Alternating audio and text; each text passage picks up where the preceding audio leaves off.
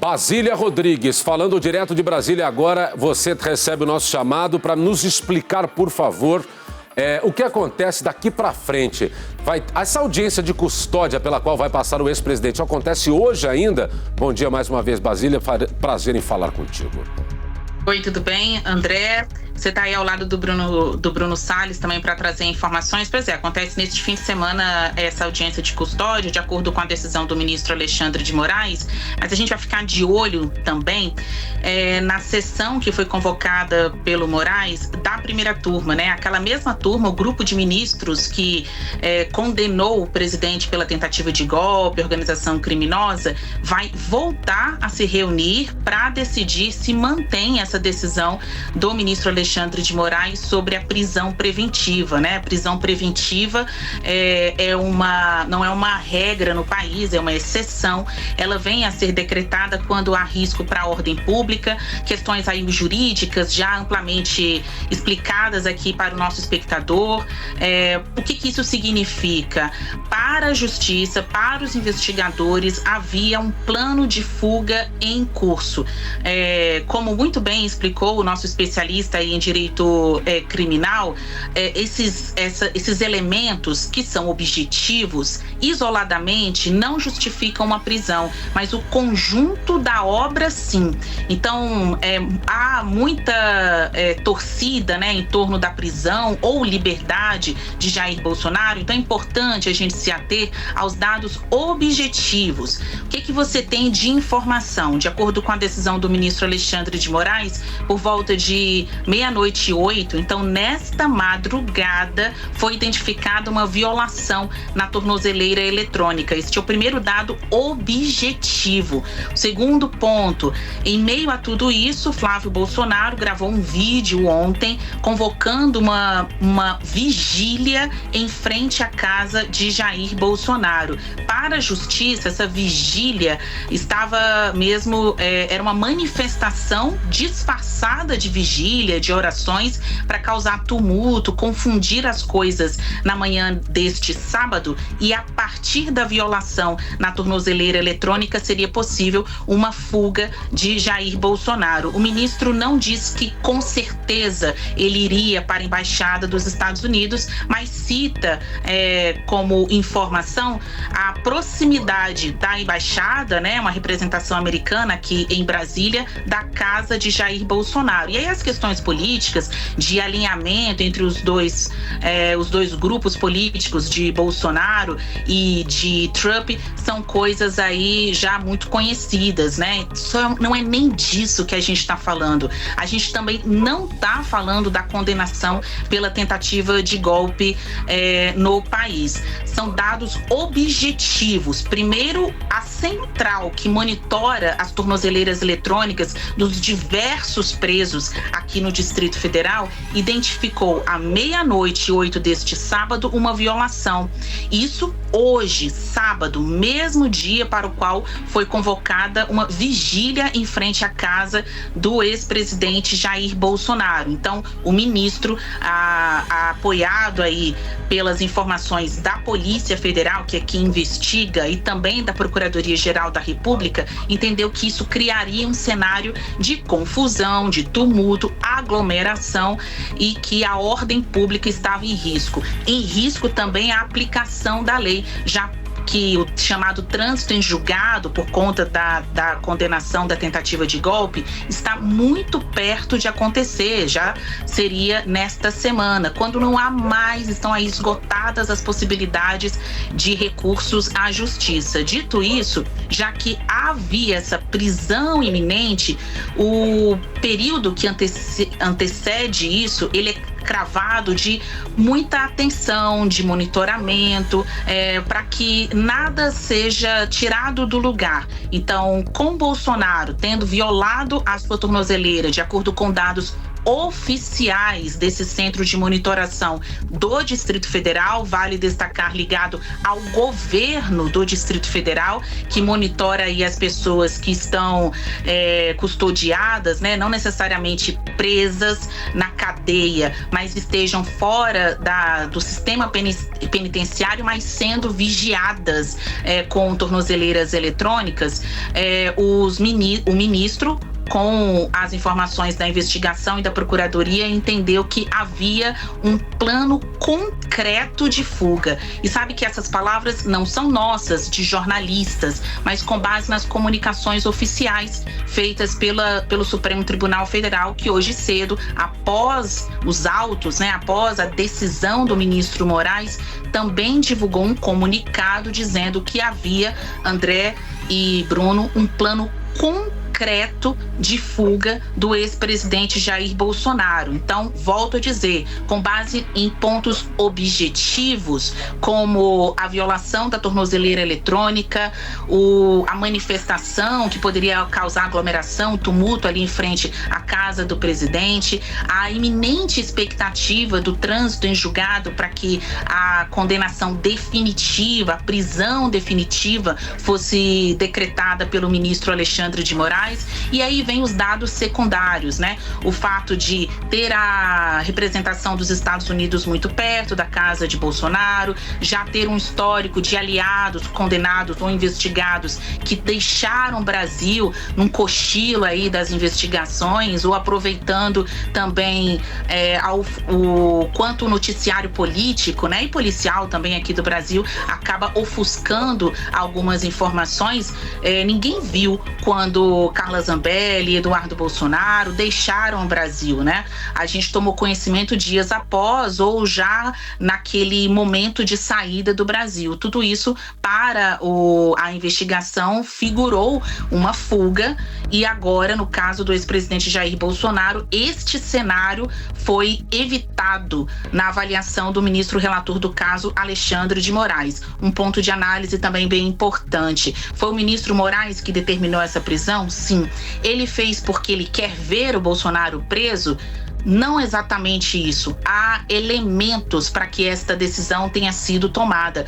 Um dos pontos que também é objetivo, vocês vão lembrar, quando o ex-presidente Jair Bolsonaro vai ao Congresso Nacional, já com a tornozeleira eletrônica, também aparece falando com manifestantes, né? Ele estava preso domiciliarmente, mas e com a tornozeleira, e depois falou com os manifestantes. Todas essas situações, na avaliação do ministro Moraes, foram formas de descumprir as medidas cautelares. E já naquela ocasião, ele havia dito que, havendo novos descumprimentos, a prisão preventiva poderia ser decretada. Então, inicialmente, Bolsonaro não foi preso, depois houve a prisão domiciliar e agora vem a prisão preventiva. É uma evolução dos fatos e, como o ministro destaca, né, em consequência de atitudes do próprio ex-presidente. Basília, eu sei que você tem informação. Não vai terminar bem isso aí não, hein? Você chegou a falar com alguém sobre reforço na segurança ali na frente da sede da Polícia Federal? Me atualiza aí. Informação em bastidor, André, olha só. Hoje cedo, tão logo foi feita a prisão do ex-presidente Jair Bolsonaro, o diretor-geral da Polícia Federal, Andrei Rodrigues, ligou para o secretário de Segurança Pública aqui do Distrito Federal, Sandro Avelar, informando que estava levando Bolsonaro para o prédio da Superintendência da PF aqui de Brasília. Isso fica localizado no setor policial sul, então do lado sul da cidade, na Asa Sul. É uma região que já é mais segura do que as demais, devido à presença ostensiva ali dos prédios das polícias. Mas a partir da prisão de Bolsonaro, a informação que a gente teve é que nesta conversa em que o diretor-geral da PF fala para o secretário de Segurança Pública que está indo para a superintendência e não para a Papuda, ficou decidido um reforço da segurança nesta região da superintendência. Então, mais mais policiais para evitar qualquer tipo de incidente. Esse tipo de discussão ali, bravatas, né, dedos em riste de apoiadores do ex-presidente contra jornalistas, contra policiais, eventualmente, tudo isso há de ser contido por estes homens da Polícia Militar que já foram encaminhados para lá logo cedo, assim que a prisão foi executada pela Polícia Federal hoje cedo,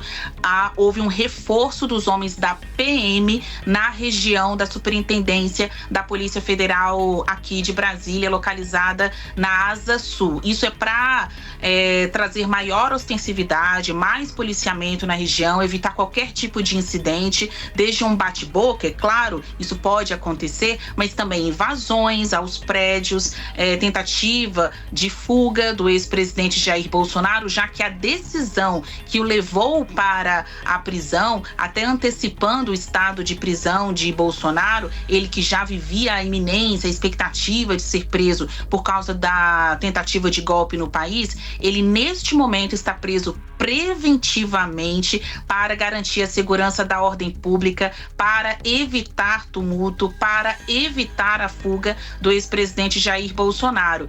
Ou seja, uma prisão já resolve todo o problema? Na avaliação de quem acompanha a situação aqui em Brasília, não. Tanto é que ele está numa cela dentro da Polícia Federal, vai ser vigiado lá dentro e também fora do prédio haverá esse reforço, já está tendo este reforço da segurança dos homens da Polícia Militar e com certeza também a própria Polícia Federal há de ter reforçado a segurança no prédio para evitar a entrada de pessoas desavisadas ou invasões. A gente não pode esquecer aqui, André, eu não sei se o Bruno está com você também aí no estúdio, após a vitória do presidente Luiz Inácio Lula da Silva nas eleições de 2022, houve protestos aqui em Brasília. E no dia da diplomação, 12 de dezembro de 22, houve uma tentativa de invasão